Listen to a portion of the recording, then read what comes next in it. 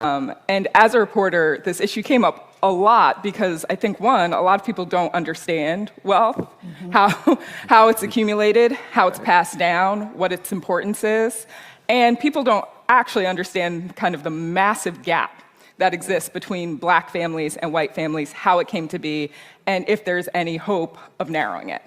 Andre, I want to start with you. Can you talk a little bit about the scope broadly of where we are when it comes to the black wealth gap and how that plays out in Memphis? Yeah, first I want to just preface my comments with first to say thanks for having me. Hello, Memphis. But I typically preface my comments by stating there's nothing wrong with black people that ending racism can't solve. that so much of our conversation about wealth and income resorts to things like increasing wages when we know that an increase in wages will not close a wealth gap.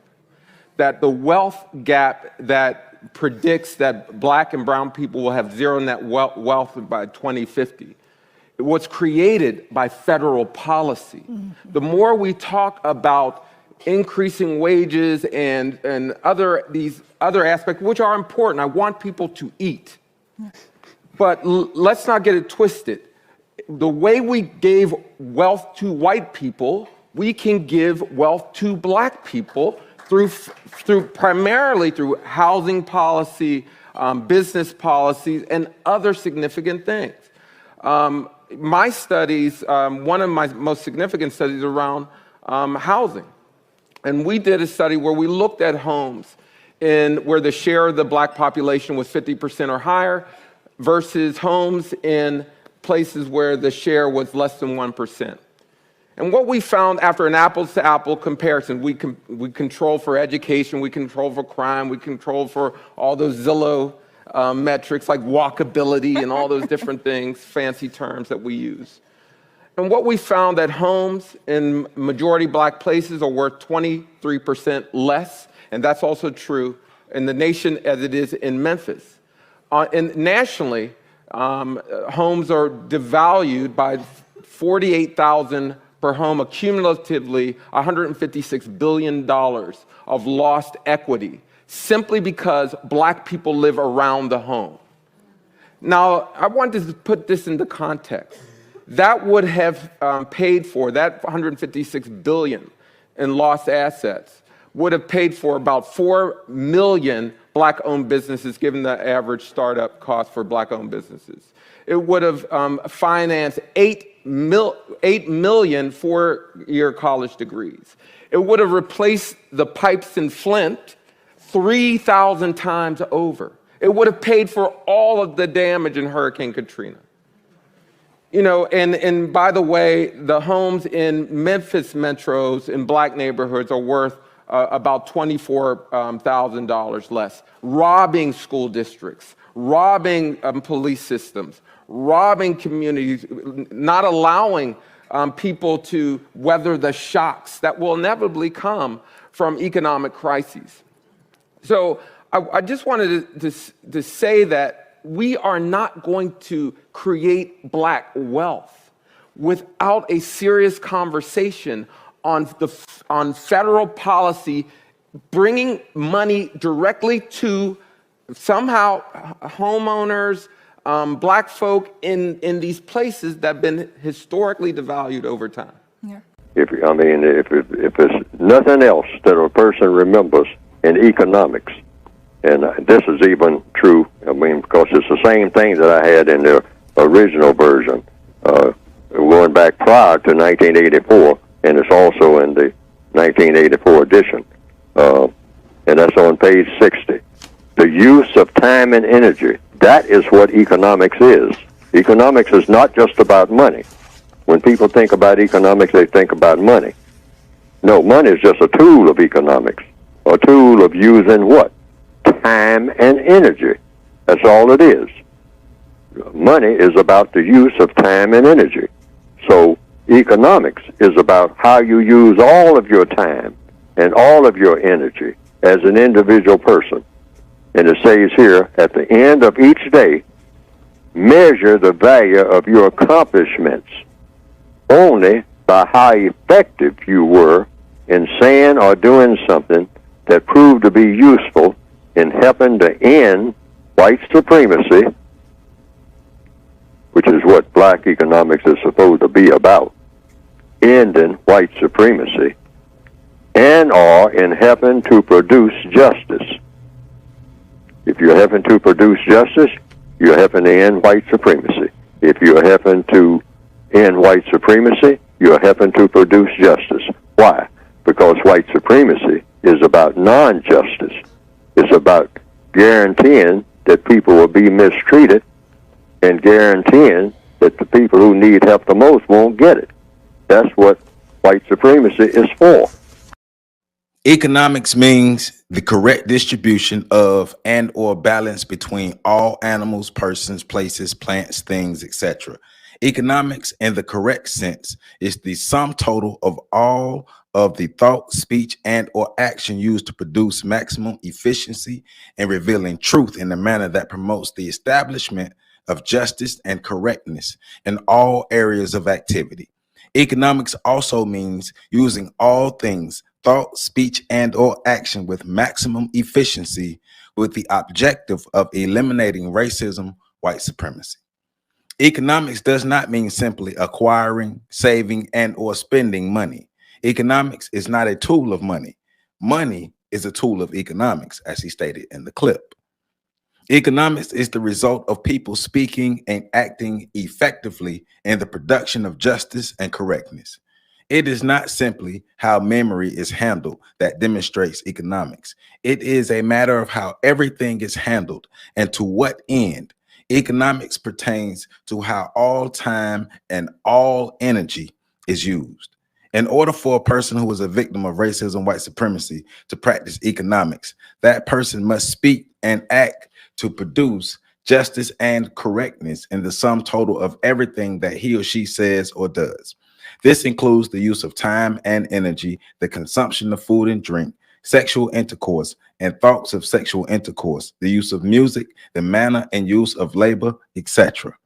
If racism, white supremacy is the greatest and most powerful force against the production of justice, and which is the balance between people, and if justice is necessary in order to produce peace, then there is reason to believe that it is the duty of every person in the known universe to use all of his or her time and energy each and every day to end racism so that justice and peace can be produced. During the existence of racism, this is the correct way to think of economics. Welcome back to On the Shoulders of Giants. I am Joseph Ward, and this is the continued reading of Neely Fuller's, the reading and the reviewing of Neely Fuller's The United Independent Compensatory Code System Concept, a compensatory counter-racist code, a textbook workbook for thought, speech, and or action for victims of racism, white supremacy. And today, this video, we are covering area 1, which is economics, and we're starting on page 59. I read from page 59 to page 79 and down to 79. The last thing I read was the notes on page 79, so you can keep up with me. But Neely Fuller Jr. is covering what economics is. And once again, I'll read it again. Economics means the correct distribution of and or balance between all animals, persons, places, plants, things, etc. Economics is the correct sense in the sum total of all of the thought, speech, and or action used to produce maximum efficiency and revealing truth in a manner that promotes the establishment of justice and correctness in all areas of activity. Economics also means using all things, thought, speech, and or action with maximum efficiency with the objective of eliminating racism, white supremacy. So I started with the clip talking about the Black wealth gap and what it would take to close the Black wealth gap. Then you see, I paired it with Neely Fuller Jr. explaining what economics is. So we have a different view of economics than the compensatory idea in view of economics given to us by Neely Fuller Jr. Because most of us think of economics as how money works. And he's saying, no, money is a tool of economics. Economics is how productive that we spend our time, energy, and efforts in our everyday life. And all of that should be used in the elimination of white supremacy and the production of justice. And if all of the activities that we engage in, including sexual intercourse, are not productive, then we need to eliminate those activities because we're practicing economics in the wrong manner, especially if one of our goals is to eliminate white supremacy or get from under the thumb of white supremacy. We have to practice a proper means of economics, a productive means of economics. It's more than just acquiring resources. It's how we use our everyday, how we use our time and energy every day. What are our thoughts? What are we doing every day to produce justice and correctness? So he goes into explaining what time and energy is. And he says, at the end of the day, measure the value of your accomplishments only by how effective you were in saying or doing something that proved to be useful in helping to end white supremacy, racism, and or helping to produce justice, which is balance between people. He goes on to say, as long as white supremacy exists, use all of your time and energy doing the following, and do not willingly make or maintain contact with other persons except for the following purposes. And he has 4 purposes that we should be engaging in on a regular basis. That was part of the video clip of Neely Fuller, but I wanted to read it. So I didn't add that. So I want to read it. So the first thing is producing, building, repairing, improving, and or cleaning those things that have a constructive value and using them for constructive purposes only. I'll read it again. Producing, building, repairing, improving, and or cleaning those things that have a constructive value and using them for a constructive purpose. If it works for us, maintain it. Make sure it works at its maximum capacity and continue to use it to produce for us, to produce things that we need, but ultimately that can lead to justice and correctness and the elimination of white supremacy. Second thing is studying, writing, asking questions, and or exchanging views with others about all aspects of how to eliminate racism and how to produce justice in all areas of activity: economics, education, entertainment, labor law, politics, religion, sex, and war, and counter war. So studying, writing, asking questions, and or exchanging views with others about all aspects of how to eliminate racism in all areas of our activity. So the third thing is eating and sleeping correctly only as necessary. Getting correct sleep.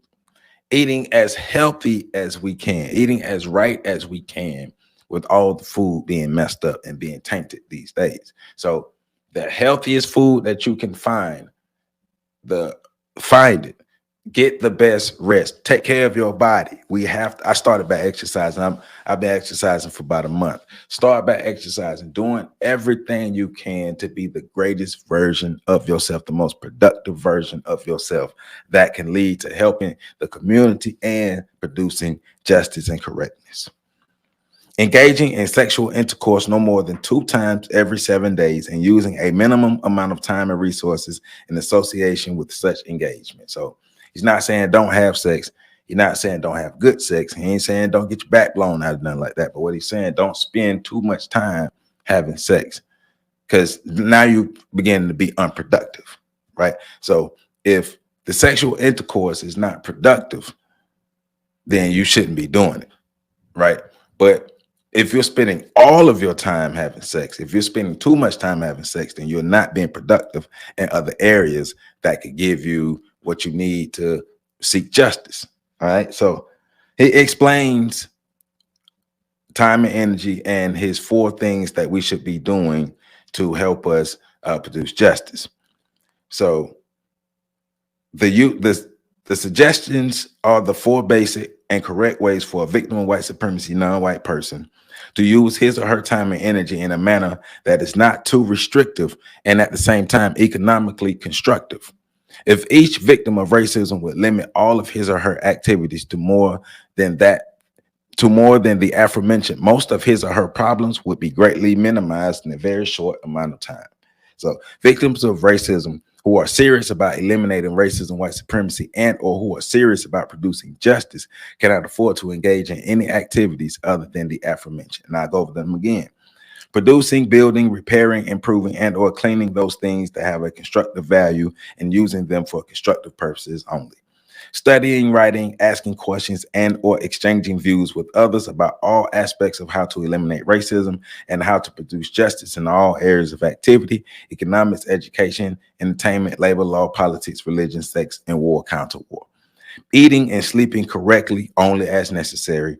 And the fourth one is engaging in sexual intercourse no more than 2 times every 7 days and using a minimum amount of time and resources in association with such engagements. All right. So the voluntary and constructive use of time and or energy by substantial numbers of victims of racism would have a very damaging effect on the continued practice of racism and white supremacy. Racism could not continue to exist for a while, but only with great difficulty. A great improvement in the production of justice would be immediately evident. At the same time, each victim of racism would quickly become a stronger and greatly improved version. So what he's getting at is racism is about the production of the Negro mindset, the unproductive, destructive Negro mindset. The compensatory code is about producing a productive Black person, a productive African, a productive person who will effectively oppose the system of white supremacy, who will effectively, and not just one person, but a number of people who unite under the code of conduct, and their behavior changes because they're following the code of conduct. And when you're being the greatest version of yourself, now it's harder for white supremacy to continue to exist because, for one, we're not perpetuating it. We're not the ones involved in being catastrophic to ourselves. And we will have more people who are apt to oppose the system of white supremacy. Just put out a video last Friday about the maroon mindset and the maroon being beaten out of us. Maybe the maroon will be reborn within more than just a few of us that it exists in. We'll have more people with the maroon mindset, more people with the maroon spirit, because we have rebuilt ourselves to be the greatest versions of ourselves, and we are model citizens for ourselves under the compensatory United Code. Not model citizens for America, but model citizens for ourselves under the United Independent Compensatory Code. The maintenance and refinement of racism depends greatly on the ability of the racist to keep their victims constantly engaged in a variety of activities that are wasteful of time and energy, and or that are in other ways directly supportive of the continuation of racism. So if we change our behavior, we won't be participants in the continuation of racism. Therefore, each victim of racism should use all of his or time and energy in a manner that results in the least amount of waste and frustration, while at the same time greatly improving his or her ability to counteract racism and white supremacy in all areas of activity, including economics, education, entertainment, labor, law, politics, religion, sex, and war, and counter war. So, using every aspect of our being, all our time, all our energy, all our thoughts, all our efforts to improve our lot in life.